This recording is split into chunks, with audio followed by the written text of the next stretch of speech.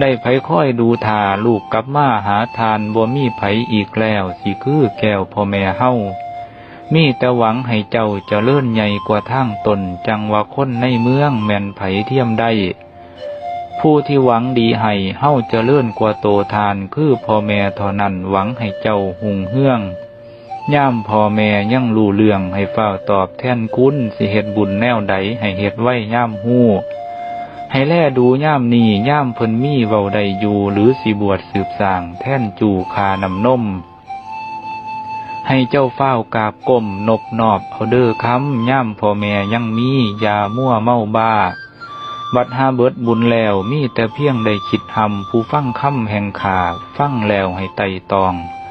เฝ้าแน่เด้ออ้ายน้องผู้พ่อแม่เจ้ายังมีอย่าล่อลี่อุปถัมภ์พำเพียรถนอมเท่า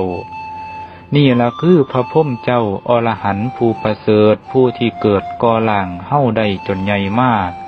นี่ละคือยอดฟ้าพระคุณยิ่งกว่าแนวใดยาสีไล่ลืมเสียมินดูได้ดูให้มองดูแลเลี้ยงสนองคุณเป็นทียิ่งสมกับสิ่งเพิ่นให้กายเจ้าจนใหญ่สูงดีกว่าบวชจุงเท่าบัดย่ามเมื่อบ่มีล่มแม่บ่เห็นเฮาเด้พอบ่เห็นเฮาเด้บัดเพิ่นม่อละหน้าแล้วบ่ได้ยินเฮาแล้วบัดย่ามจาว่าพ่อแม่บ่ได้ยินแท้ๆบัดย่ามล่างแตกสลายเฝ้าแน่เด้อน้องอายเฝ้าแน่อย่ามั่วลืมวันและคืนหมุนไปบ่มีเวียนย้อน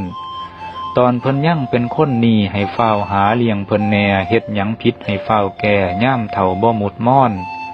บัดหาตอนเบิดแล้วเฮ็ดบุญนำตามกลเพิ่นก็บ่คือเพิ่นฮู้ย่ามได้อยู่เป็น